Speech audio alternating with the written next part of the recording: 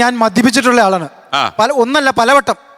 ഈ മദ്യപാനത്തിലൂടെ ഞാൻ കണ്ടിട്ടുള്ളത് നമുക്കൊരു എനർജി ഒരു ചെറുതായി കിട്ടുന്നുണ്ട്. ചില ദുഃഖങ്ങൾ നമ്മൾ മറക്കുന്നുണ്ട്. നമ്മൾ കഴിക്കുന്ന മരുന്നുകൾ അതിനകത്തുള്ള കോണ്ടൻസ് ആൽക്കഹോൾ ഇത്ര % എന്നൊക്കെ എഴുതി ചേർത്തിട്ടുണ്ട്. അപ്പൊ അതെന്തിനാണ് അങ്ങനെ ആൽക്കഹോൾ കുടുംബം കുട്ടിച്ചോറാക്കിയോ? എന്തോ ഇല്ല. ഇന്ന് കുടിച്ചിട്ട് നാളെ കുടിക്കുന്നത് എനിക്ക് തോന്നാറില്ല. ഒരു ശകലകത്തിയൊന്നും പറഞ്ഞുകൊണ്ട് നമ്മുടെ ജീവിതത്തില് താളം തെറ്റുന്നത് ഞാൻ കണ്ടിട്ടില്ല. പക്ഷെ ഇതൊരു തൊഴിലായി സ്വീകരിക്കരുത്. അതാണ് എനിക്ക് പറയാനുള്ളത്. ഒരു കുടുംബിനി സാർ, നേരത്തെ ഫിലിപ്പോസ് സാർ ഒരു കാര്യം പറഞ്ഞിരുന്നു. മദ്യപിച്ചിട്ട് മദ്യം കിട്ടാതെ കൊറോണ സമയത്ത് 6 പേര് മരിച്ചു.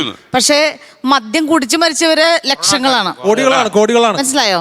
അപ്പൊ അതിനുശേഷം പിന്നെ ഇവിടെ പറയുന്നുണ്ട്, സാറ് പറയുന്നുണ്ടായിരുന്നു, അതായത് മദ്യം ഇവിടെ ആരും കഴിക്കാതിരിക്കാൻ വേണ്ടി, അതായത് വ്യാജ മദ്യം നിർത്തുന്നതിന് വേണ്ടിയിട്ടാണ് നമ്മുടെ ഇവിടെ സർക്കാർ മദ്യം വിൽക്കുന്നതെന്ന്. പക്ഷെ നമ്മളിപ്പോ അതായത് സ്വന്തം മകൻ പുറത്തുപോയി കഴിക്കാതിരിക്കാൻ വേണ്ടി വീട്ടിൽ തന്നെ ബാർ ഒരുക്കി കൊടുക്കുന്ന ഒരു അവസ്ഥയല്ലേ അത്? അതല്ല ശരി. അപ്പൊ അവർക്ക് കിട്ടില്ല. അപ്പൊ അത് പകരം എക്സൈസിൽ കുറച്ചധികം നല്ല എഫിഷ്യന്റ് ആയിട്ടുള്ള ഓഫീസേഴ്സ് കൊടുത്തിട്ട് ഈ വ്യാജ മദ്യം നമ്മള് നിർത്തിക്കാനുള്ള എഫേർട്ട് എടുക്കുകയല്ലേ ചെയ്യേണ്ടത്? നമ്മുടെ കേരളത്തില് മദ്യത്തിന്റെ ഇമ്പാക്റ്റിനെ കുറിച്ച് ഒരു പഠനം നടന്നിട്ടില്ല. എത്ര കുടുംബങ്ങൾ മദ്യം മൂലം നശിച്ചു എന്നൊരു പഠനം നടന്നിട്ടില്ല.